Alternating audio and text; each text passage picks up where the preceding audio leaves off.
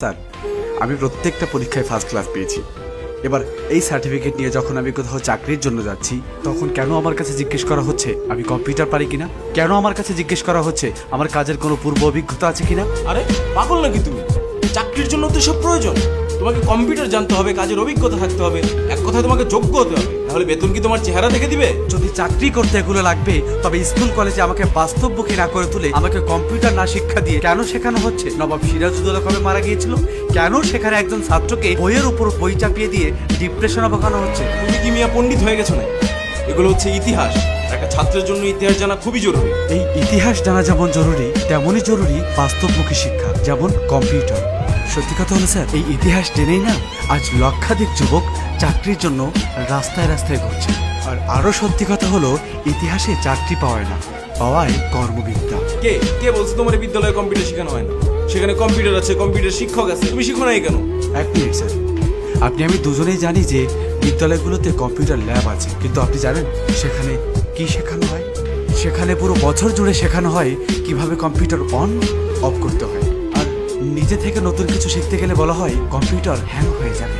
Sir, সেই যে hang হলাম না, এখনো ছাড়াতে পারি। আসল কথা হলো, সেখানে যা শেখানো হয় আর চাকরিতে যা চাওয়া হয়, দুইটা সম্পূর্ণ দুই রকম। তাহলে তুমি কোনো বাইরের কম্পিউটার ট্রেনিং সেন্টার থেকে ট্রেনিং নাও। স্কিল ডেভেলপমেন্ট ইনস্টিটিউট আছে, সেখান থেকে স্কিল ডেভেলপ করে নাও। তুমি জানো না, হাতের কাজ জানা থাকলে ভাতের অভাব হয় না। তাহলে স্যার, এই যে 18 বছর ধরে আমি মাস্টার্স কমপ্লিট করলাম, তার ভ্যালুটা কি? এই যে সার্টিফিকেটগুলো আমি অর্জন করলাম, এটা কি বাসার দেওয়ালে টানিয়ে রাখার জন্য নাকি চাকরির জন্য? যদি চাকরির জন্য হয়, তাহলে আমাকে কেন চাকরির মতো করে শিক্ষা দেওয়া হলো না? কেন আমার স্টাডি পিরিয়ড চলাকালীন আমাকে কর্মশালার মাধ্যমে চাকরির অভিজ্ঞতা দেওয়া হলো না? আমার শিক্ষায় কেন কর্মমুখী দিক নেই স্যার? শোনো বাবা, এখন সৃজনশীল হইছে, পাশের হার বাড়ছে, শিক্ষাঙ্গন এখন অনেক এগিয়ে গেছে। তুমি চাকরি পাও নাই বলে যে অন্যেরা চাকরি পাবে না তা কিন্তু না। অন্যেরা এখন যোগ্যতা পাচ্ছে। স্যার, কর্মক্ষেত্রে গেলে সেখানে একটা কাজের ধারণা দিয়ে 4 ভাগে করতে বলা হয় না, যেমনটা আপনার সৃজনশীলে করাচ্ছে। চাকরিতে একটাই কাজ দেওয়া হয়, আর যদি আপনি তা না পারেন, আপনি অযোগ্য। কি আজব স্যার, এরা সৃজনশীল পদ্ধতিতে পড়ালেখা করছে, তবে সৃজনশীল কোনো কর্মক্ষেত্র পাচ্ছে না, আর পাবেও না। পাচ্ছে একটা সার্টিফিকেট। তুমি একটা শিক্ষিত সমাজে দাঁড়িয়ে এসব কথা কিভাবে বলতেছো? তুমি কি বলতে চাও, এখন শতভাগ শিক্ষার কোনো দাম নেই? শিক্ষাঙ্গন এখন বিজনেস কোম্পানি স্যার, আর স্টুডেন্ট হলো প্রোডাক্ট।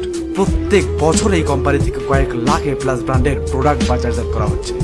দুঃখের বিষয় স্যার, এখানে কোনো জ্ঞানী গুণী মানুষ বের হচ্ছে না। এদেরকে জাস্ট প্রেশার ক্রিয়েট করে মুখস্থ করিয়ে এ প্লাস পাওয়ানো হচ্ছে। আর আপনাদের এই প্রেশার কুকারে পড়ে ছাত্রদের আশা আকাঙ্ক্ষাগুলো বাষ্প হয়ে উড়ে যাচ্ছে, আর সমাজ সিটি মারছে। তুমি জানো পোলাপাইনের অবস্থা? এখনকার পোলাপাইন খুব দুষ্ট। যে করেই হোক এ প্লাস তো পাচ্ছে।